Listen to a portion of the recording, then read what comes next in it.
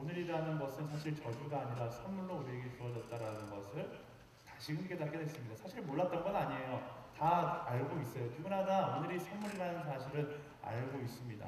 그런데 그 선물을 선물로 여기지 못하는 이유는 너무나 많은 걱정과 두려움에 쫓기듯 살아가기 때문에 그런 것이죠.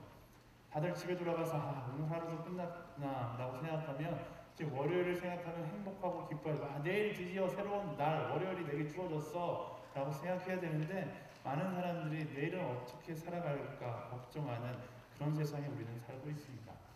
우리야 그리스도인이라서 교회에 모여서 예배드리지만 세상 사람들은 월요일에 공부를 잊기 위해서 술 마시고 쾌락을 즐기며 살아가기도 합니다.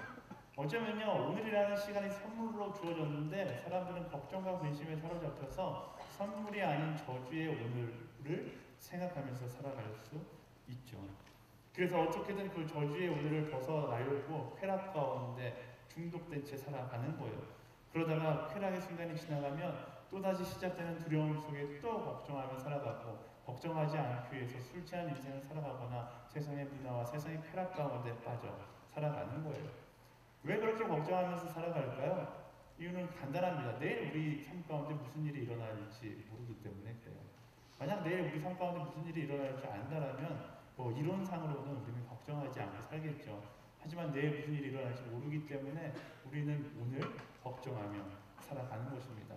내일에 대한 걱정을 오늘 하다 보니까 결국 오늘 내게 주어진 선물을 보지 못하고 걱정으로 하루를 그냥 쭉 보내게 되는 거죠. 그리고 내일이 되었으면 내일을 만났으면 이제 그 순간부터 다시 오늘이라는 선물을 경험해야 되는데 내일은 또 내일 모레에 대한 걱정이 내게 찾아와서 내일이라는 선물을 경험하지 못하고 계속 두려워하면서 살아가는 거예요. 그렇게 인생을 두려워하면서 살다가 마지막 순간에 가서 더 이상 내일이 없을 때 그때 우리는 걱정하지 않고 내 인생이 선물이었구나 라는 사실을 뒤늦게 깨달을 수 있게 되는 것이죠. 쉽게 말하면요 걱정하는 인생은요 생각보다 여러분 삶 가운데 유익하지 않다라는 거예요. 여러분에게 주어진 인생이라는 시간을 낭비하게 만드는 것이 바로 내일에 대한 걱정이다라는 것입니다. 오늘이라는 선물을 발견하기 위해서 오늘이라는 선물을 누리기 위해서 내일에 대한 걱정과 두려움을 내 삶 가운데 걷어낼 수 있어야 되는 거예요. 전도서 말씀은 바로 그 포인트를 이야기하고 있는 것이죠. 너의 인생 가운데 걱정과 두려움을 걷어내지 못하면 결국 헛된 인생을 살게 된다라고 이야기하고 있는 것입니다. 그렇다면 오늘이라는 선물을 어떻게 발견할 수 있는가? 오늘 말씀 가운데 그 답에 대해서 몇 가지 포인트가 나오는데요. 11절 말씀 같이 읽어볼까요? 시작! 하나님은 모든 것을 그분의 때에 아름답게 만드시고 사람들의 마음속에 영혼을 사모하는 마음을 주셨습니다. 그러나 하나님께서 하시는 일의 처음과 끝을 다 알지는 못하게 하셨다. 말씀에서 이야기합니다. 하나님께서 사람을 창조하실 때 영혼을 사모하는 마음을 주셨다라는 거예요. 그래서 사람은요 영원히 변하지 않는 것에 관심이 많아요. 영원히 사는 것에 끊임없이 관심을 갖게 하고 영원한 것에 끊임없이 갈망을 하며 살아갑니다. 오래가는 핸드폰, 영원한 핸드폰, 오래 타는 자동차, 오래 살기 위한 의술과 과학, 이 모든 것들이 하나님께서 우리에게 심어놓은 영혼을 향한 갈망에서 나오는 인간의 본능적 욕구이다 라고 이야기하는 것이죠. 근데 문제는 뭐예요? 세상 가운데 아무리 영원한 것을 찾아보고 또 찾아봐도 영원한 것을 찾을 수 없다라는 것이 문제죠. 사람은 과학기술이나 여러가지 기술들을 통해서 연장은 할 수 있어요. 근데 영원하지 못해요. 10년 전에 쓰던 컴퓨터거든요. 저거 샀을 때는 영원할 거라고 생각했겠죠. 지금 여러분 집에 저 컴퓨터 있으신 분 계세요? 없어요. 저 컴퓨터 쓰는 사람 아무도 없어요. 영원할 거라고 생각하고 저 컴퓨터 사지만 오늘도 여러분은 노트북이나 아이패드 사겠죠. 영원할 것처럼 평생 쓰겠습니다. 엄마한테 그렇게 이야기하면서 선물로 받았겠지만 절대로 그거 평생 쓰지 못해요. 시간이 지나면 노후되고 낡게 되어 있어요. 제가 10년 전에 차를 샀는데 제가 그 차 살 때는 이 차 영원히 탈 거라고 생각했거든요. 지난주에 시동이 2번 꺼졌어요. 이제 바꿀 때가 된 것 같아요. 네. 그때는 영원할 거라고 생각했지만 막상 시간이 지나고 나면 영원하지 않다라는 것을 알 수 있습니다. 사람이 할 수 있는 건 최대한 할 수 있는 건 연장이지 영원이 아니다라는 것입니다. 그렇다면 하나님은 왜 영원한 것을 갈망하며 살게끔 우리를 창조하셨는가? 그 비밀이 14절 말씀에 나와 있어요. 14절 말씀 시작! 또 하나님께서 하시는 일은 무엇이든 영원하다는 것도 안다. 아무것도 거기에 더할 수도 뺄 수도 없다. 하나님께서 이렇게 하시는 것은 사람과 하여금 하나님을 경외하게 하려는 것이다. 하나님께서 영혼을 사모하는 마음을 우리에게 심어 놓은 것은 그 영혼을 찾으러 방황하다가 마지막에 어디를 가야 한다라는 거예요. 하나님 앞으로 나오게끔 하나님께서 그 우리의 인생의 DNA를 창조해 놓으셨다라는 거예요. 하나님께서 우리에게 영혼을 갈망하게 만들어 놓으신 것은 일종의 우리 마음 가운데, 우리 영혼 가운데 숨겨놓은 하나님을 찾아가는 보물지도와 같은 것이다 라는 거예요.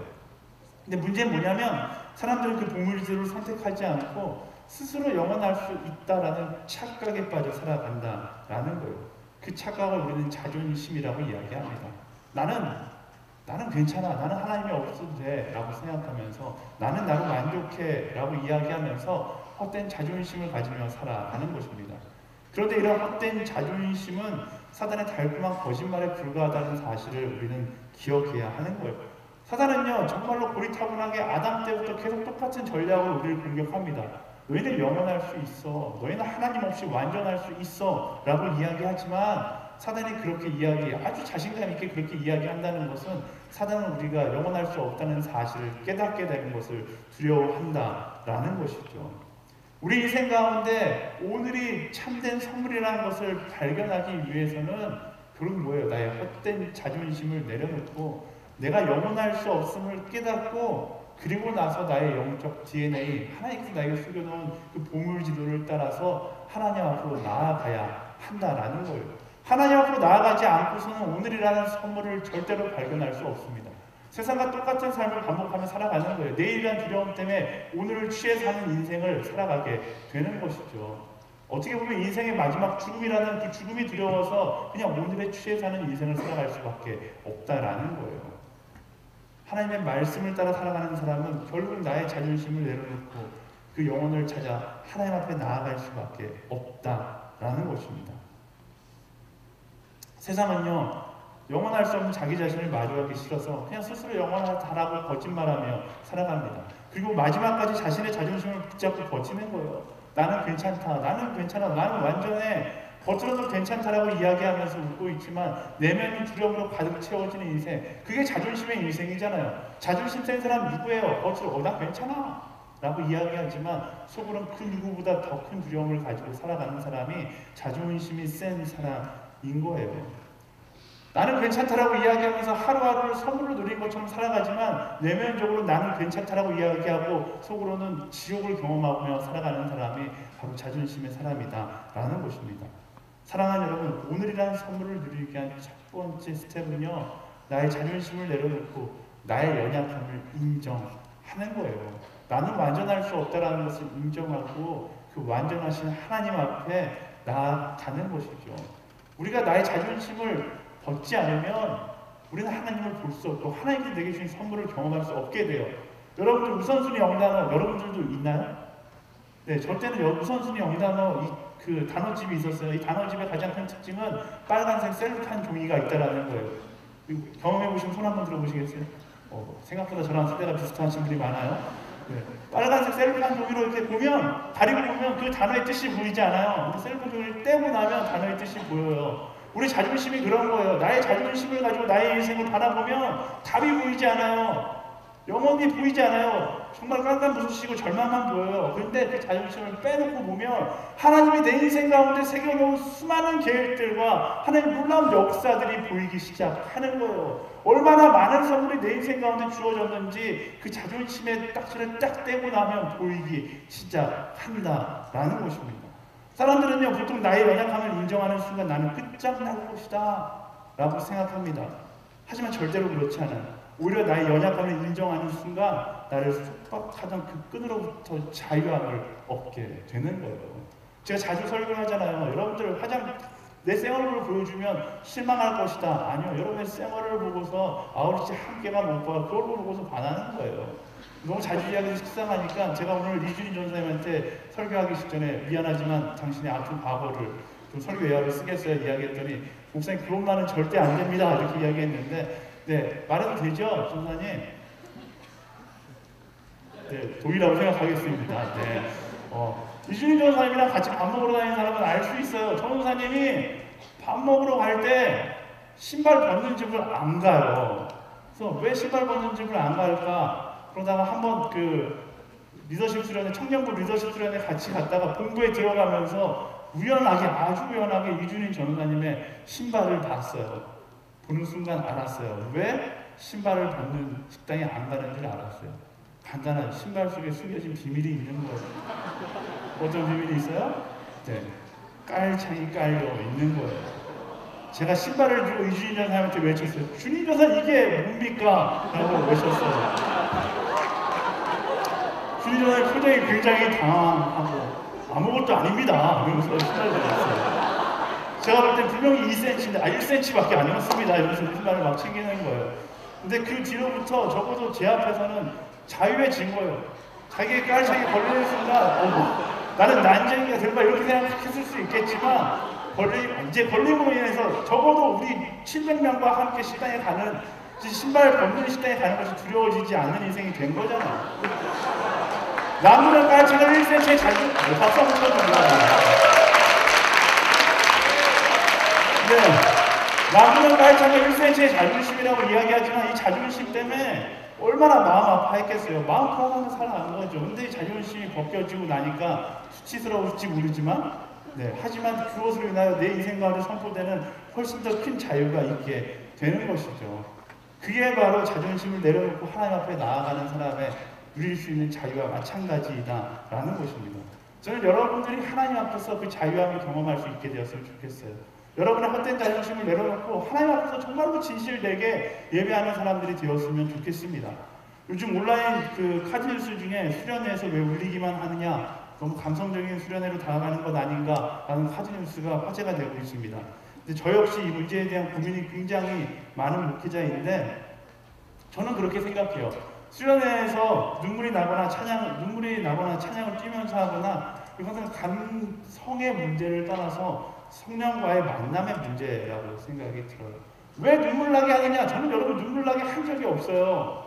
왜 눈물 나게 하느냐가 아니라 저는 여러분들에게 수련회 가서 허브 예배 가운데 우리 정말로 뜨겁게 예배해보자라고 이야기하는 건 뭐예요? 눈물을 흘리면서 예배하자는 게 아니라 나의 자존심을 내려놓고 예배해보자라고 이야기하는 거예요. 나의 자존심을 내려놨을 때 왜 울어요? 음악이 막 잔잔해서 울어요? 이거 잘못 우는 거죠. 나의 자존심을 내려놨을 때 하나님 앞에서 나의 상처가 오픈되기 때문에 나를 위로하시는 그 하나님의 성령의 만지심 앞에서 내가 눈물을 흘리게 되는 거예요. 왜 뛰면서 찬양해요? 음악에 취해서 뛰면서 찬양해요? 아니요. 내 삶 가운데 역사하시는 하나님의 역사를 발견했을 때 나의 기쁨을 주체하지 못하고 평상시에 뛰면 창피한데 성령께서 나의 자존심을 내려놓게 하시면 그때는 마음껏 뛰면서 예배하고 마음껏 울면서 예배할 수 있게 되는 것이잖아요. 이거 오늘날 수련회에서만 나타나는 역사가 아니라 성경 역사 쫙 펼쳐봐도 성령께서 임하셨을 때 우리 삶 가운데 나타나는 자연스러운 현상이었어요. 오순절 마가에 따라 성령께서 임재하시자 그때 어떻게 합니까? 취한 사람처럼 예배했다라고 이야기하고 있어요. 그들이 취한 사람처럼 예배한 이유는 뭐예요? 그 시대에 음악이 있어서 취한 사람처럼 예배했을까요? 화려한 조명이 있었을까요? 아니요. 그들의 자존심이 내려졌을 때 그 감격에 그들이 취해서 예배했다라는 거예요. 저는 여러분들이 그런 예배자들이 되었으면 좋겠어요. 그런 그리스도인들이 되기를 소망합니다. 여기까지 와서 주일날 귀한 시간에 허브 예배까지 와서 자존심을 똘똘 뭉쳐서 예배드린다. 그리스도인이라는 타이틀을 가지고 살아가는데 자존심을 똘똘 뭉쳐서 살아간다. 아니요. 나의 연약함을 하나님께 내어놓고 내 삶 가운데 역사하시는 그 하나님을 경험하면서 나아갈 때 그때 비로소 오늘 우리가 계속 이야기하고 있는 오늘이라는 선물을 발견할 수 있게 되는 거예요. 오늘이라는 저주가 아니라 오늘이라는 선물을 발견하는 첫 번째 스텝, 나의 자존심을 내려놓고 연약함 그대로 주님 앞에 나아가는 것이죠. 사랑하는 여러분 하나님 앞에서 충분히 사랑스럽습니다. 가슴에 손 얹고 이렇게 이야기해 보시겠어요? 나는 충분히 사랑스럽다. 네. 옆 사람에게도 이야기해서 너는 충분히 사랑스러워. 네. 여러분의 자존심을 내려놔도 여러분은 충분히 사랑스럽고 충분히 사랑받기에 합당한 사람들이라는 사실을 기억하길 바랍니다. 세상은 이야기합니다. 너는 완벽해야 돼 라고 이야기합니다. 하지만 그렇지 않아요. 여러분 스스로에게 하는 거짓말에 불과한 거예요. 네, 자존심을 내려놓고 연약함을 인정하며 주께 나아가세요. 그때 비로소 오늘이라는 선물을 경험하게 되는 것입니다. 두 번째, 시간이 없으니까 빨리 갈게요. 11절 말씀 같이 읽어보겠습니다. 시작. 하나님은 모든 것을 아름답게 만드시고 사람들의 마음속에 영혼을 사모하는 마음을 주셨습니다. 그러나 하나님께서 하시는 일의 처음과 끝을 다 알지는 못하게 하셨다. 말씀에 보면요, 하나님께서 모든 것을 그분의 때에 아름답게 만드셨다라고 이야기합니다. 그래서 만드시다라는 히브리 원어가 있는데 아사라는 동사예요. 하나님께서 경영하시고 통치하신다라는 뜻입니다. 여기에 그 비밀이 있는 거예요. 하나님께서 모든 것을 통치하시는데 하나님의 때에 하나님의 방법으로 합당하게 경영하고 통치하신다는 사실을 우리가 인정하면 그때부터 오늘이 저주가 아니라 오늘이 축복이고 선물이라는 사실을 깨닫게 된다라는 것입니다. 우리가 오늘 왜 저주처럼 살아가는가? 왜냐하면 적어도 우리의 것, 우리의 방법, 우리의 타이밍에 이것이 일어나야 되는데 이것이 일어나지 않으니까 조심조사하며 걱정하며 살아가는 거예요. 근데 말씀은 뭐라고 이야기해요? 우리의 타이밍에 일어나는 것이 아니라 하나님의 타이밍에 하나님의 방법으로 일어난다라고 이야기하고 있는 것이죠. 그리스도인으로 살아가는데 기도생활 잘하고 주일예배 잘 드리고 홀리스타 잘 섬기고 있는데 내 삶 가운데 여전히 두려운 인생을 살아가고 있다면 문제는 하나예요. 여전히 나의 타이밍에 맞춰서 하나님이 일하시기를 간구하고 있다라는 거예요. 기도는 그런 게 아니에요. 나의 타이밍에 하나님의 타이밍이 맞는 것이 아니라 신앙은 뭐냐면 하나님의 타이밍에 나의 타이밍을 맞추는 것이 신앙인 것이죠. 하나님, 내가 원하는 이 시간에 이 방법으로 이루어주세요. 이거는 하나님을 협박하는 거예요. 기도는 뭐예요? 하나님의 타이밍에 하나님의 방법으로 이루어지더라도 그것으로 내가 만족할 수 있도록 주님만 의지하게 해 주십시오. 이게 그리스도인의 참된 기도의 모습이다라는 것입니다. 오늘 17절 말씀도 같이 똑같은 말씀이에요. 같이 읽어보겠습니다. 시작. 내가 마음속으로 의인들과 악인들 모두 하나님께서 심판하실 것이다. 모든 목적과 모든 일에는 때가 있기 때문이다 라고 했다. 모든 목적과 모든 일에는 하나님의 때가 있는 거예요. 내가 아무리 주장한다고 해서 하나님의 때가 바뀌는 것이 아니다라는 것입니다. 그냥 하나님의 때가 있다는 것을 믿음으로 기대하고 기다리며 오늘의 선물을 누리는 우리의 삶을 살아가야 하는 것이죠. 하나님 안에 있는 의인들의 삶은요, 하나님의 방법으로 하나님의 때에 분명히 하나님께서 일하시는 거예요. 그것을 믿는 우리가 되어야 하는 것이죠. 제가 여러분들에게 질문할게요. 사랑하는 여러분, 시간을 만드신 이가 하나님이라는 사실 믿으세요? 못 믿으세요? 하나님은 실수하지 않으신다는 거 믿으세요? 하나님이 나보다 나를 더 잘한다는 것도 믿으세요? 그렇다면 나의 타이밍에 기도가 이루어지기를 소망하는 것이 아니라 하나님의 타이밍에 내가 만족할 수 있기를 위해서 기도하는 것, 그것이 우리의 참된 기도의 모습이 되어야 되고 참된 신앙의 모습이 되어야 하는 거예요. 우리 인생 오늘이라는 선물을 바라보기 위해서 우리가 해야 될 두 번째, 나의 타이밍, 나의 방법을 내려놓고 하나님의 타이밍, 하나님의 방법을 기대하면 그때 비로소 오늘이라는 선물이 보이기 시작하는 거예요. 하나님께서 우리에게 원하시는 거, 오늘이라는 선물 가운데 하나님의 은혜를 누리며 나아가는 것이지, 오늘 나의 욕심을 이루기 위해서 전전긍긍하는 삶을 살아가기를 하나님께서 원하시지 않는다라는 거죠. 제가 자주 이야기하잖아요. 우리의 기도는요, 객관식이 아니에요. 우리의 기도는 주관식이에요. 하나님 앞에 기도할 때 오히려 내 인생의 답안지에 쓰여져 있는 그 답을 지우고 하나님께서 그 답안지에 내 인생의 답을 써주기를 기다리며 나아가는 인생이 될 때 오히려 우리는 오늘이라는 선물을 경험하게 된다라는 것입니다. 마지막으로 12절 말씀과 22절 말씀 함께 읽어보겠습니다. 12절 말씀부터 시작. 그저 사람은 기쁘게 살면서 선을 행하는 것보다 더 나은 것이 없다. 22절 말씀 시작. 이렇듯 사람이 기쁘게 자기 일을 하는 것보다 더 나은 것이 없음을 내가 알았다. 그것이 그가 받은 몫이기 때문이다. 그가 죽은 뒤에 무슨 일이 일어나는지 알고 싶다고 누가 그를 다시 데려올 수 있겠는가? 지혜자는요, 오늘 말씀 가운데 자기에게 맡겨진 일에 최선을 다해서 기쁨으로 감당하라고 이야기하고 있어요. 내게 맡겨진 사명을 다하는 인생을 살아가라. 내게 맡겨진 사명을 다하는 인생을 살아갈 때 비로소 오늘이라는 선물을 발견할 수 있게 되는 것이죠. 우리가 기억해야 되는 것, 우리는 지금 내일을 걱정할 때가 아니라 오늘이라는 그 삶 가운데 내가 할 수 있는 최선을 다해서 나아가라는 거예요.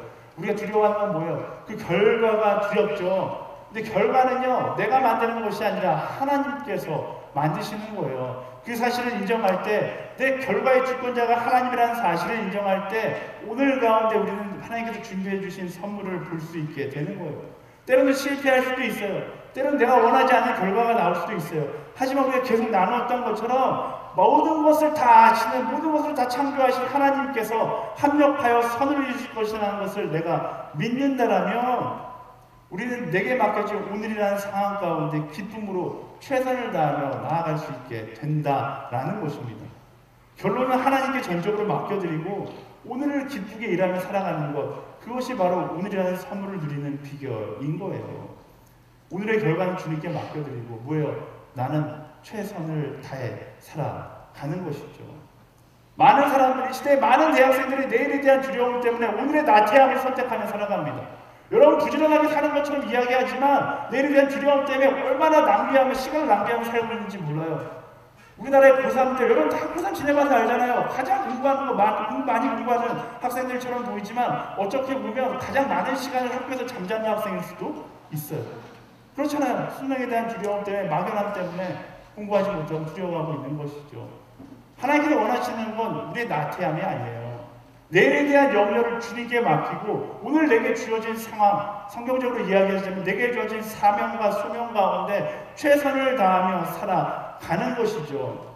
시험 기간에 시험이 두려워 아무것도 하지 않고 PC방에서 전전긍긍하는 대학교 친구들 많잖아요. 그게 여러분의 인생의 세상이 되어서는 안 된다라는 것입니다.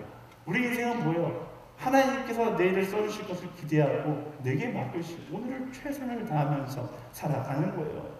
사단의 거짓말에 속지 마세요. 오늘 하나님께서 말씀하시는 건 너의 상황 가운데 최선을 다하라고 말씀하고 계시는 것이죠. 저는 이 말을 굉장히 좋아해요. 최선을 다해. 이제 설교 중에 할 얘기는 아니지만 제가 둘째가 생겼대요. 둘째가 7주가 됐다는데 태명을 그렇게 했어요. 네, 고마워요. 박수 받으려고 할 얘기는 아닌데 태명을 최선을 다해라고 지었어요. 그래서 고민하고 있어요. 이름도 선을 다해로 지을까. 네, 그 단어를 여러분 마음 가운데 새기면서 살아갔으면 좋겠어요. 오늘 하루 최선을 다해 살아갈 때 그때 비로소 오늘이라는 선물을 발견할 수 있게 되는 거예요. 여러분의 일터의 자리에서, 삶의 자리에서 최선을 다해 일하시고 최선을 다해 살아가는 거예요. 그리고 정직하게 살아가는 것이죠. 최선과 정직이 없으면 우리는 온전한 기쁨을 경험할 수 없는 거예요. 세상과 타협하지 마십시오. 두려움과 타협하지 마십시오. 최고의 기쁨은 언제나 최선과 정직을 통해서 이 두 가지 태도에서 흘러온다는 사실을 기억하세요. 나태함과 거짓은 항상 두려움을 수반해요. 여러분의 인생이 나태함과 거짓으로 점쳐졌을 때는 두려울 수밖에 없어요. 반대로 두렵다라면 내 인생 가운데 나태함과 거짓이 있다라는 것이죠. 그것이 아니라 최선과 정직의 모토를 가지고 살아갈 때 우리 인생 가운데 참된 기쁨을 경험할 수 있게 되는 거예요. 어떤 길을 선택하시겠습니까? 제가 여러분 대신 선택해 줄 수는 없어요. 여러분들이 선택하는 것이죠. 최선과 정직이냐, 나태와 거짓이냐. 저는 여러분들이 그 답을 알고 있을 거라고 생각합니다. 그 정답을 붙잡는 그리스도인들이 되기를 예수님의 이름으로 축원합니다. 말씀을 정리하겠습니다. 하나님께서 매일 우리에게 주시는 오늘은요, 절대로 허튼 오늘이 없어요. 낭비하라고 주시는 오늘이 없습니다. 최고의 선물로 오늘을 주셨어요. 여러분의 인생 가운데 받을 수 있는 가장 큰 선물이 바로 오늘이라는 사실을 기억하세요. 여러분 인생의 마지막에 가서 그 어떤 것과도 바꿀 수 없는 것이 그 하루라는 것, 우리가 경험해보지 않아도 알 수 있잖아요. 내일, 아니 지금 오후 3시 53분부터 남아있는 이 하루가 여러분 인생 가운데 받은 선물 중에 가장 최고의 선물이라는 사실을 기억하세요. 낭비하지 마시고요. 그 최고의 선물을, 최선과 정직의 가치를 가지고서 최고의 선물답게 쓸 수 있는 저와 여러분들이 되기를 예수님의 이름으로 축원합니다. 그 최고의 선물임을 발견하는 3가지 방법 나눴습니다. 첫 번째, 나의 자존심을 내려놓고 연약함으로 하나님께 나아가라. 두 번째, 하나님의 타이밍에 하나님의 방법으로 일하심을 신뢰하라. 세 번째, 결과는 주께 맡기고 최선을 다해 일하고 정직하게 살아가라. 예수님이 이렇게 사셨잖아요. Like Jesus. 예수님처럼 우리 이 3가지 모토를 따라서 살아가면 되는 거예요. 예수님은 가장 완전하신 분이지만 자존심을 내려놓고 가장 낮은 곳에서 사랑하시면서 살았고요. 육신의 생각이나 타이밍이 아닌 하나님의 타이밍과 하나님의 방법을 신뢰하며 그 길을 걸어가셨어요. 그리고 이 땅에 계시는 동안 예수님은 헛되게 자신의 시간을 보낸 것이 아니라 언제나 최선을 다하고 거룩한 인생을 살아가셨죠. 그리고 그 십자가의 길이 예수님, 아니 어쩌면 인간이 걸을 수 있었던 길 중에 가장 행복한 길이 아니었을까 싶습니다.